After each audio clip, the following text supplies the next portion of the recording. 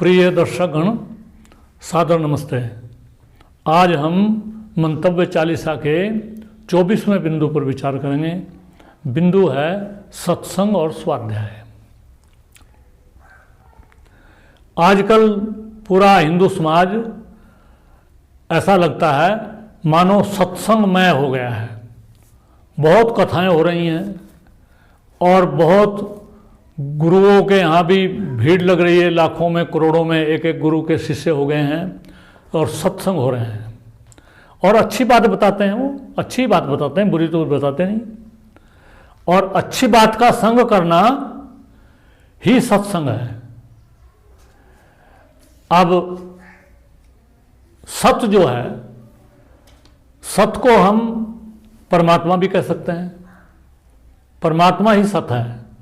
और सब कहते हैं हमारे यहाँ तो जब संस्कार अंतिम होता है, राम नाम सत्य है। राम का नाम ही सत्य है और नाम का नाम भी सत्य है और राम खुद भी सत्य है। उसका संग करना यदि हम उसका संग करते हैं तो कोई बुरा काम नहीं कर सकते। एक बात समझ लेनी चाहिए कि जब हम बुरा काम करते हैं तो परमात्मा से कट करके करते हैं। परमात्मा से यदि हम जुड़े रहेंगे तो बुरा काम नहीं होगा, अच्छा ही काम कर सकेंगे, क्योंकि परमात्मा तो अच्छे अच्छे काम करता है। तो परमात्मा से जुड़ना ही सत्संग है। यदि हम कहीं जिसको सत्संग बोलते हैं उसमें बैठे हुए हैं और हमारे विचार कुछ गंदे हमारे अंदर आ रहे हैं, हम कुछ और ही बात सोच रहे हैं, वहाँ पर भी हमारी नीयत ठीक नहीं है, तो सत्संग नहीं है।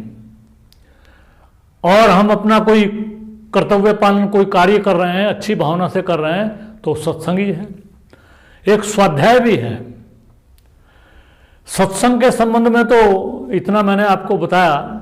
वेद का भी एक इसमें मंत्र है, स्वस्ति पंथाम अनुचरेम सूर्या चंद्रमसाविव, कि सूर्य और चंद्र की भांति स्वस्ति कल्याण के मार्ग पर चलते रहो।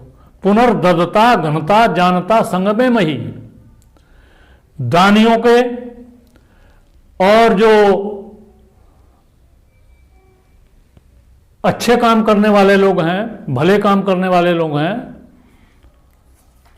और हिंसा न करने वाले लोग हैं, ऐसे लोगों की संगति करो। संग में पुनर्ददता घनता जानता, जो जानी लोग हैं, संग में मही, उनका संग करो, उनका ही संग करो। और जो जैसा व्यक्ति होता है वो वैसा ही संग भी करता है। इसलिए कोई आदमी इस बात से जाना जाता है अच्छा है बुरा है। A man is known by the society he keeps. कोई व्यक्ति कैसा है वो इस बात से जाना जाता है वो कैसे लोगों की संगति करता है।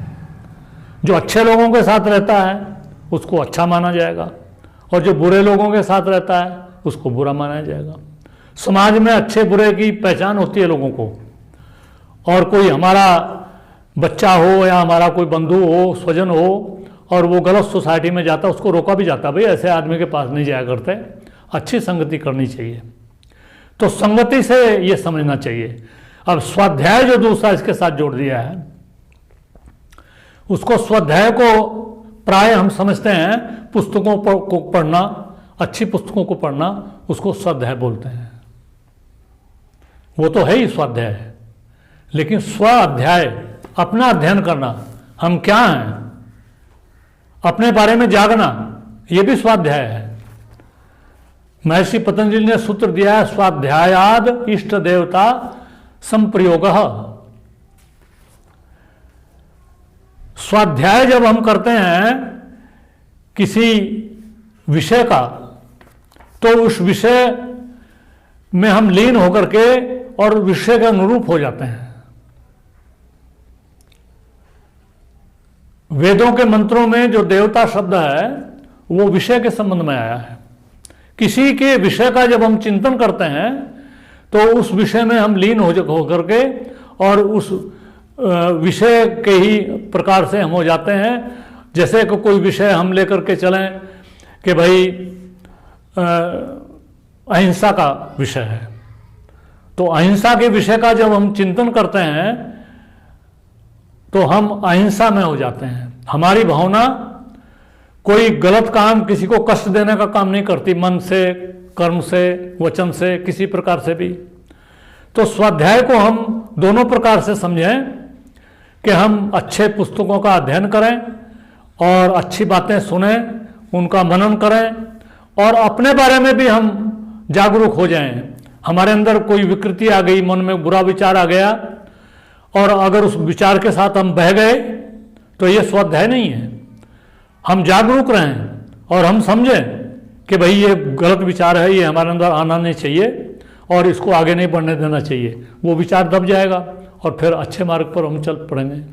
तो सत्संग और स्वाध्याय यही हमारे कल्याण का मार्ग है। यदि हम अच्छे लोगों का संग करेंगे और अपने बारे में जागरूक रहेंगे, कोई ऐसी विकृति, विकार हमारे अंदर ना आए जो हमारे अंदर विकार पैदा करे, हमारे मन को दूषित करे, तो निश्चित तौर पर हमारा जो परमात्मा तक जाने का मार्ग है वो इससे प्रशस्त होगा। सत्संग का और स्वाध्याय का इतना ही अभिप्राय है। इति ओम शम नमस्ते जी।